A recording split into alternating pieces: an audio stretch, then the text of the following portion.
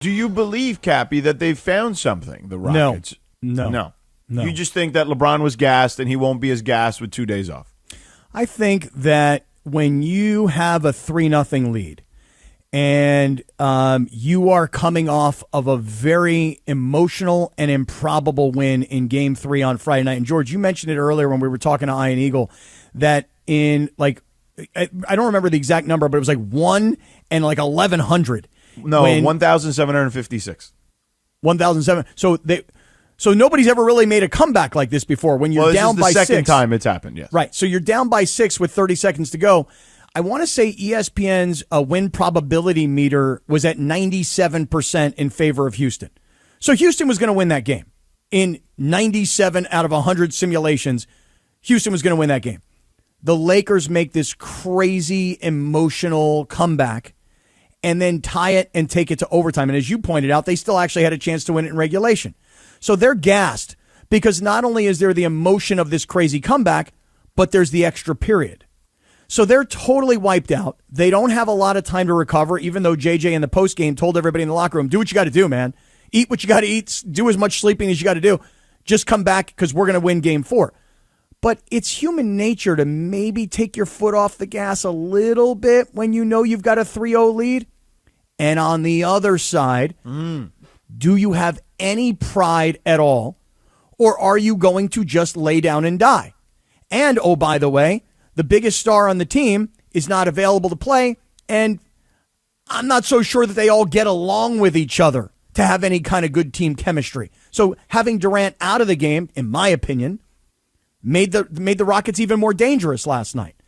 So to answer your ultimate question, I figure the Lakers come out on Wednesday night rested, energized, fueled, and I figure the Lakers wrap this thing up on Wednesday night. So for a little bit of fear on that side, I think they're going to win. But at the same time, is it fair to say that the Rockets outplay the Lakers in 3 of those 4 games?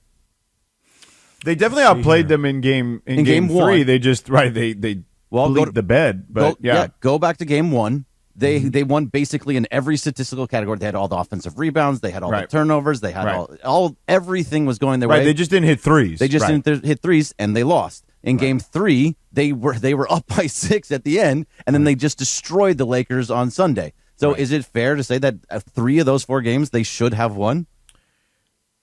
Bergie's serving up the fear. Well, you need hope and fear. I mean, Cappy's just going on and rambling about how. Whoa. Rambling Cappy, baby. Yeah, I'm a rambling man. I'm born a rambling man. I am rambling. I am rambling because, but I will say this, Berg, you bring up an interesting point. Could Houston, with a little bit of energy, say, hey, guys, they think they're just going to go home and win. No problem. That's their assumption. They also think, hey, we won a game. We've given you a little bit of competition. We're done.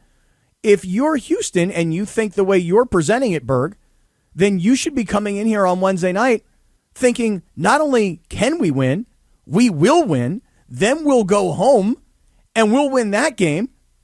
And now it's a 3-3 series and it's down to just 1 game. Right. So it's all possible. Alpi Şengün has been bullying both Jackson Hayes and DeAndre Ayton over and over again in these last 2 games in Houston. Maybe he doesn't happen the same way in Los Angeles like it did in the first 2 games, but he had whatever he wanted in these last 2 games, and that's a huge part of their offense, right? And like they've been hitting threes. Jabari Smith Jr. is hitting threes. You're getting a good defensive performances from Tari Eason. I don't know. I think the Lakers are still going to win, but I wouldn't say that it's just like a foregone conclusion on Wednesday. All right, I'll ask you guys look this to question. your point. Here's an interesting stat from the first 2 games, Greg, that I jotted down here. I was looking back through some stuff that I wrote down. Through 2 games, Rockets had 44 more field goal attempts, but the Lakers outscored them by 16. And it's like that's tough math to thread, to your point.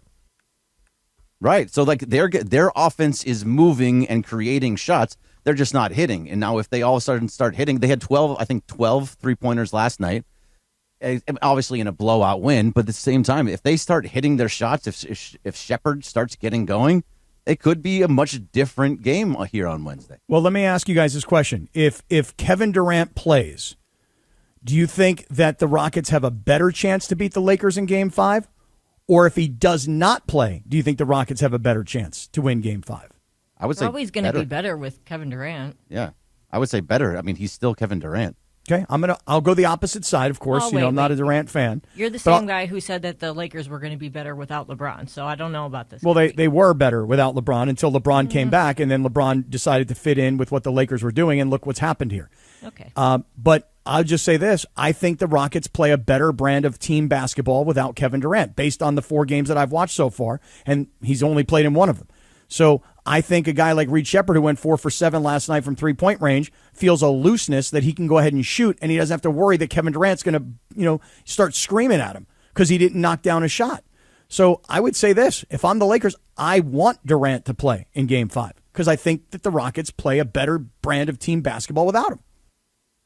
And also, they can't turn the ball over as much as they are right now. Like 24 turnovers yesterday was just it was insane. Yeah. Like LeBron had 7 by himself. There was Marcus Smart was turning the ball over and over. I mean, Amen Thompson has been hounding all of these guys. Eason has been. So I don't know. Look, if you continually get as many shots as they're getting, as many offensive rebounds as they're getting, and hitting your threes, it's going to be totally different.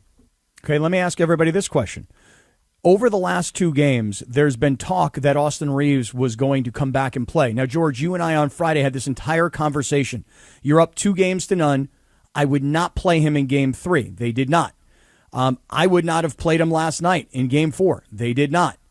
However, if he's feeling good and if he's ready to go, I would reinfuse Austin Reaves in Game 5 because at some point, and this is something Ian Eagle brought up earlier, there is a great vibe and there is a great chemistry around the Lakers right now, even without Austin Reaves and without Luka.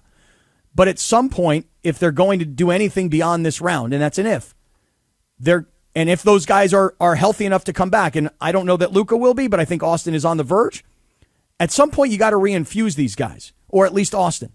So with a 3-1 lead and a home game, if he's good enough, this is the game I would bring Austin Reaves back. Because even if you lose it, you still could use the reinforcement going into Game 6. What would you do? Deep thought. Deep thought here. Here's the thing. Austin Reaves is going to get thrusted into a series with a bunch of rabid dogs on defense. And yes, you need more offense. So I understand the idea of putting him in there. But he hasn't played in how long now? It's been a month. Yeah. That's a tough deal to get thrown into right out of the gate. Would you want him to play against Oklahoma City and their rabid dogs? No, but I'm just saying, I would have liked to have...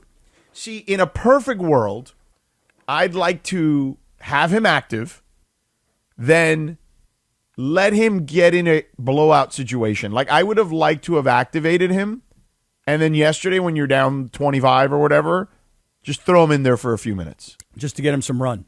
Yeah.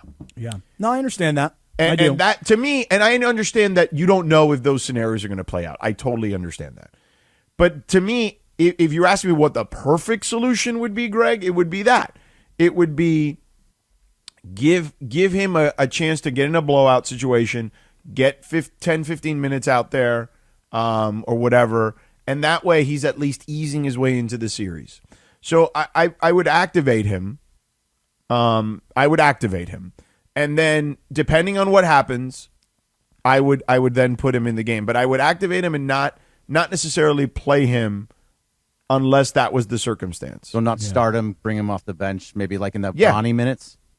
100%. Well, the thing is this. Let's just assume for one moment. Let's say the Lakers are going to win Game 5, and then they're going to have some time before the next series. And let's just say that Austin's going to come back and play. You got to start getting him in some games. Because I think, again, Ian Eagle brought up a good point earlier. The Lakers do have good vibes, and they do have a good chemistry right now. If Luka and Austin all of a sudden came back, you cannot go back to being the team they were in March because it's been a month and change since these guys have hit the court. You just can't go back to being who you were. You got to reinfuse these guys. And so I would do it in Game 5 if he's fully healthy, dressed, and available.